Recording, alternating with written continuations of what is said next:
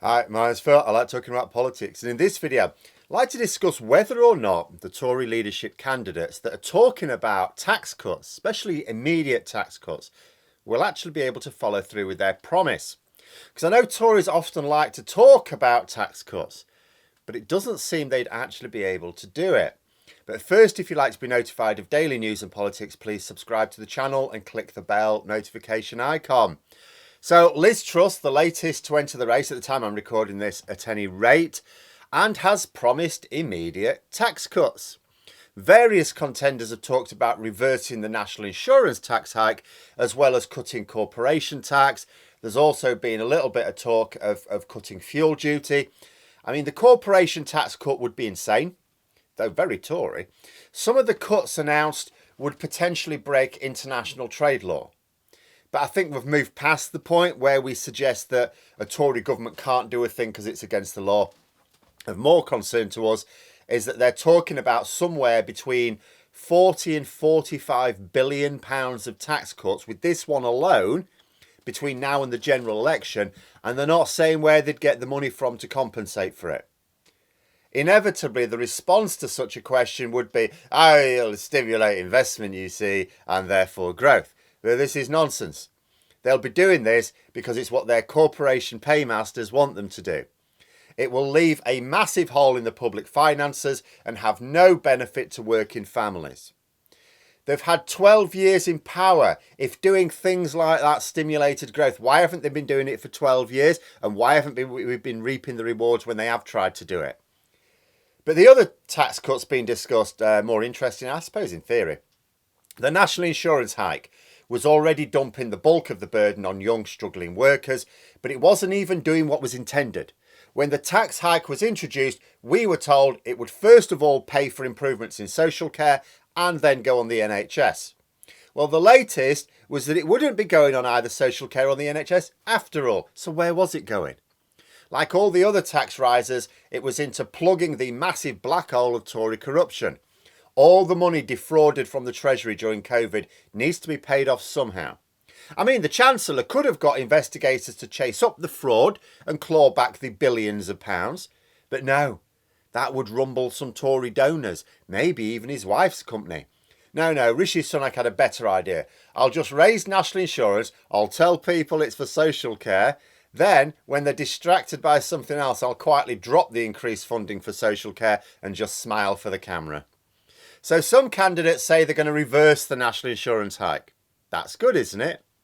Well, yeah, if the money needed is still raised elsewhere, because the money is still needed. Now, if they want to go and claw back all that defrauded money, brilliant. That pays for it.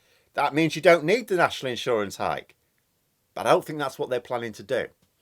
You know, from those who can most easily afford it, is where we should be getting the money from if we have to raise taxes anywhere. The problem is none of the candidates are talking about that. It's the same with the cuts to fuel duty where that's been discussed, especially with the higher cost of fuel. The government ought to cut fuel duty. I mean, they ought to introduce price caps as well if the oil companies keep taking the piss. But certainly a cut in fuel duty ought to be on the cards. But as the public finances are still strained by all the Tory largesse, the tax revenues still need replacing. It's not like the government are sat on piles of money. If they just make all these cuts but no balancing measures, all that's going to happen is public expenditure will go down and inflation will go up even more. For all the talk of the government telling ordinary people not to ask pay rises because it's going to fuel inflation, that's nonsense. We had the inflation before the pay awards being won by unions right now. The Bank of England haven't cited pay increases as part of the inflationary problem. No, when countries want to calm inflation down, they don't say take pay cuts. What they actually do is their central bank raises interest rates and governments raise taxes.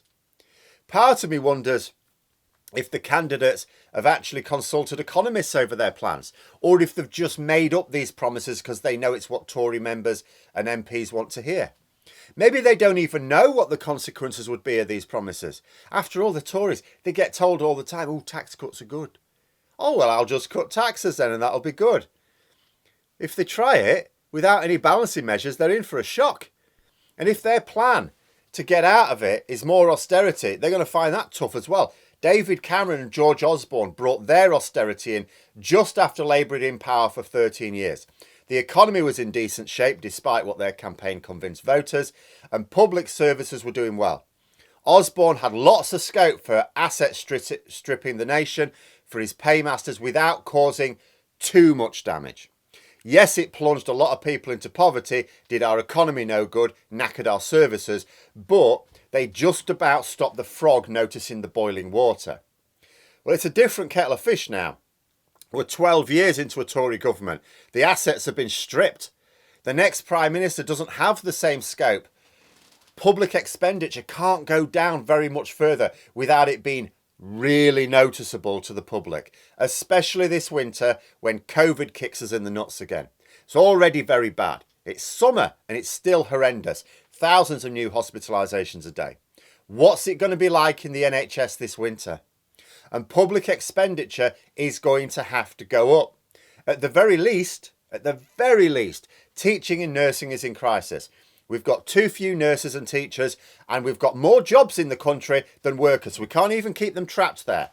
There is a very serious risk being reported that if teachers and nurses don't get a decent pay award very soon, particularly those on the bottom of the pay scale, people will leave the professions.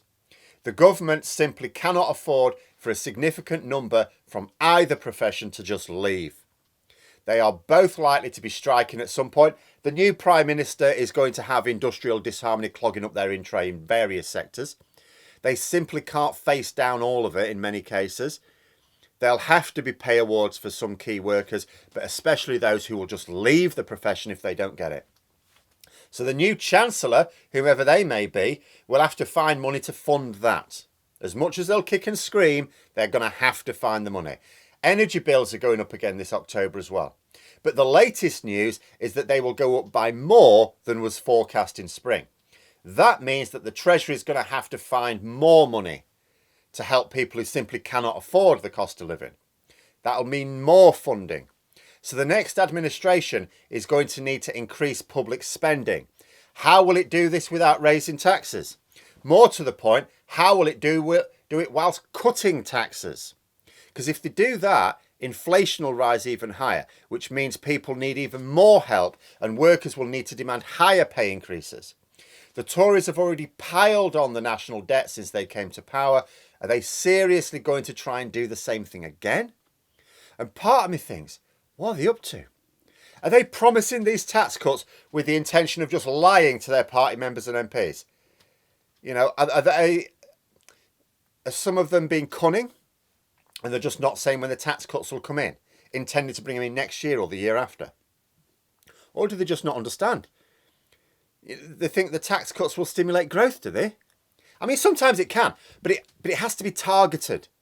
You can't just cut taxes and expect growth. You have to target it. Like, for example, if you cut taxes in the production of green technology, as Labour were doing, to not only generate jobs in a growing industry that needs help, but also tech that we can export. Yeah, you could do that. That would generate growth in the economy. What you don't do is, for example, cut taxes for oil companies who aren't going to change their business practices in favour of the UK economy as a result. And also, if you just have a general tax cut, that doesn't generate growth except by sheer fluke. Tax cuts as well as tax rises have to be strategic. Where's the strategy in these plans? It just sounds like tax cuts for the sake of tax cuts because those are the words Tories like to hear. But where's the link between the cuts and the growth you expect to stimulate? There isn't one. Where's the explanation about how they will prevent inflation increasing still further? There isn't one. Where's the explanation of how they're going to afford the higher public spending this autumn and winter? If any of the candidates promising these robust tax cuts becomes the next Prime Minister, and almost all of them are, there is going to be either a very big mess in the national finances or a very big bust up in the Tory party. I'm kind of hoping it's the second. But those are my thoughts. Let me know yours in the comments below. Hope you found the video interesting. If you did, please click the like button. And if you'd like to support the channel further, the join button for memberships. And until next time, I'll see you later.